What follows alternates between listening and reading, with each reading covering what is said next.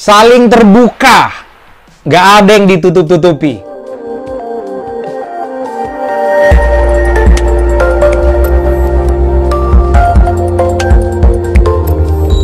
Nah, harusnya hubungan itu yang benar seperti itu. Ada banyak orang punya hubungan tapi saling menutupi satu sama lain. Biasa, suka main petak umpet. Nah, memang sih yang paling susah dalam sebuah hubungan itu adalah kesetiaan. Itu paling susah. Apalagi kita jadi orang yang berinteraksi dengan banyak orang. Siapa bilang setia itu gampang? Setia itu susah loh. Iya, ada banyak orang terus kemudian jatuh ke dalam zona perzinahan, dosa perzinahan, itu karena ya dia melanggar komitmen kesetiaannya dia. Nah, kita akan belajar bagaimana supaya kita bisa setia sama pasangan kita. Ini untuk saya juga pribadi, tapi juga untuk teman-teman semua. Apalagi teman-teman yang sekarang punya pasangan, sudah berkeluarga, sudah punya suami, sudah punya istri, atau juga yang mungkin sekarang masih pacaran atau masih jomblo, sementara lagi nyari pasangan, ya. Selamat mencari, ya. Ingat, jodoh itu mesti ditemukan, bukan ditunggu, tapi ditemukan. Ini bukan lagi zamannya Adam dan Hawa. Ada banyak orang berpikir hidupnya seperti Adam dan Hawa. Udah diem aja, nanti Tuhan yang bawa. Masalahnya hari itu, kenapa Hawa yang dibawa ke Adam? Ya karena nggak ada perempuan yang lain. Perempuan ya cuma satu aja, cuma Hawa, ya cuma satu-satunya. Jadi Tuhan bawa Hawa itu ke Adam. Kalau sekarang kan Hawa kan banyak, Adam juga banyak. Makanya jangan seolah-olah berpikir sesuatu yang melebihi Adam dan Hawa, sok rohani. Nggak apa-apa, aku menunggu jodohku. Ingat, jodoh itu jangan ditunggu. Jodoh itu dicari dan ditemukan. Oke? Jangan apa-apa menyerahkan kepada Tuhan. Ada bagian kita. Ada bagian Tuhan, ada bagian kita. Bagian kita apa? Bagian kita juga harus cari dong. Setelah cari, kita harus temukan. Makanya jodoh itu ditemukan, bukan ditunggu. Makanya banyak kerjaannya nunggu jodoh, nunggu pasangan. Kerjaannya cuma di kamar, nontonin drama Korea, main game. Makanya yang datengin kamu, kalau bukan cicak, ya kecoa. Kenapa? Karena itu yang cuma ditunggu. Ya kalau ditunggu di kamar apa?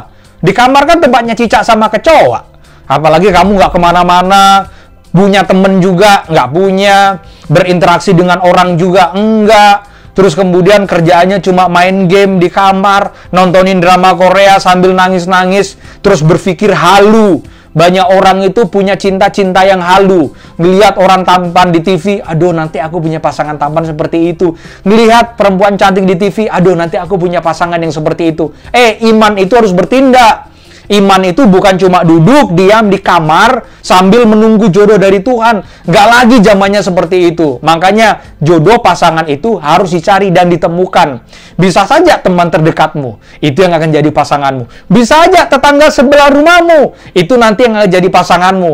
Makanya jangan cuma di rumah, bergaullah. Bangun hubungan, relasi sebanyak-banyaknya. Siapa tahu di antara mereka, ternyata itu akan jadi pasangan hidupmu. Oke? Nah, banyak banget yang terus kemudian diskusi sama saya, pendeta bagaimana caranya supaya kita bisa setia. Nah, dulu saya berpikir bahwa hubungan yang sehat itu adalah hubungan yang saling percaya. Salah nggak? Nggak salah. Karena memang dalam hubungan, kita harus saling percaya satu sama lain. Artinya kita harus percaya terhadap pasangan kita, dan pasangan kita juga harus menaruh rasa percaya terhadap kita. Artinya kita percaya pasangan kita tidak macam-macam, tidak akan selingkuh, dan kita juga harus minta pasangan kita percaya juga kepada kita bahwa kita nggak macam-macam dan kita nggak akan selingkuh. Cuma yang jadi masalahnya adalah, bisakah manusia dipercaya? Ini pertanyaannya. Bisakah kalian dipercaya? Bisakah kepercayaan itu akan berjalan dengan sebaik mungkin seperti yang pasangan kita harapkan? Pada kenyataannya ada banyak orang mengkhianati kepercayaan yang diberikan. Terus kita menyalahkan, ya memang mereka salah, nggak usah disalahkan lagi. Tapi saya ingin berbagi tips agar, bukan berarti saya lebih hebat daripada kalian, bukan berarti saya lebih benar daripada kalian. Saya sama istri saya, kami juga baru menikah. Tapi kami belajar untuk membangun hubungan ini. Ternyata hubungan yang kuat itu bukan hubungan saling percaya, tapi hubungan yang kuat adalah hubungan yang berani saling terbuka. Termasuk masalah terbuka tentang masa lalu. Apalagi waktu pacaran. Terus ada yang bilang begini, Pak, bagaimana Pak kalau saya terbuka sama masa lalu saya, nanti pasangan saya nggak siap menerima masa lalu saya yang buruk. Loh, justru ketika dia tidak siap menerima masa lalumu, sebenarnya dia tidak cinta sama kamu. Karena kalau orang cinta sama kamu, dia akan terima masa lalumu bahkan seburuk apapun dia. Makanya banyak orang yang menyembunyikan masa lalunya, terus kemudian dia punya pacar, dia punya pasangan, di tengah-tengah dia punya pasangan, terus kemudian dia ngomong tentang masa lalunya. Pasangannya nggak siap, pasangannya, waduh, kenapa kamu nggak ngomong dari awal? Aku baru tahu, aku nggak mau. Aku nggak siap kalau kamu seperti itu. Aku nggak siap kalau punya masa lalu pasanganku seperti itu. Akibatnya, yang ada adalah perpisahan. Nah, banyak orang tidak siap dengan masa lalu untuk menerima kekurangan masing-masing pasangannya, termasuk masa lalu mereka. Ingat, masa lalu itu bisa jadi hantu kalau disembunyikan. Masa lalu itu bisa jadi borok kalau disembunyikan. Makanya ketika kita kenal pasangan kita, apalagi kita memutuskan untuk kita mau berhubungan sama dia, membangun sebuah hubungan, apalagi dalam masa pacaran, lebih baik terbukalah tentang masa lalumu. Kalau memang dia tidak bisa menerima masa lalumu, artinya dia nggak cinta sama kamu. Karena orang kalau cinta, dia akan menerima kamu apa adanya, termasuk tentang masa lalumu. Dia akan harus terima, dia harusnya bisa terima. Kalau memang benar-benar dia cinta. Makanya hubungan yang sehat adalah yang pertama, saling terbuka termasuk masalah masa lalu. Yang kedua, saling terbuka termasuk ketika punya masalah. Ketika punya masalah jangan disembunyikan. Misalkan sebelum kita bangun sebuah hubungan, kita terjerat hutang. Misalkan kita terjerat hutang. Atau keluarga kita punya masalah hutang piutang. Jangan disembunyikan. Ketika kita sedang menjalin sebuah hubungan, dan kamu terbuka aja, oh ya, bantu aku, sebenarnya aku punya masalah di keluargaku dan aku mau menyelesaikan, supaya dibantu. Artinya, pasanganmu menerima kamu itu apa adanya. Jadi pasanganmu ketika tahu tentang masalahmu, dia tidak cuma taunya beres, kamu baik-baik saja, tapi justru dia tahu bahwa kamu sedang tidak baik-baik saja, dan dia datang untuk menolong kamu. Itu pentingnya untuk kita saling terbuka. Nah, yang ketiga ini penting, selain terbuka masalah masa lalu, selain terbuka tentang masalah yang sedang kita hadapi, yang ketiga, saling terbuka tentang apa saja, termasuk masalah sosial media. Karena banyak orang yang tidak terbuka tentang sosial media. Contoh, kalau dia sudah pacaran, passwordnya cuma dia sendiri yang tahu, pasangannya nggak boleh tahu. Itu paling berbahaya loh. Kenapa? Karena itu bisa jadi celah untuk kita bisa main-main sama orang lain.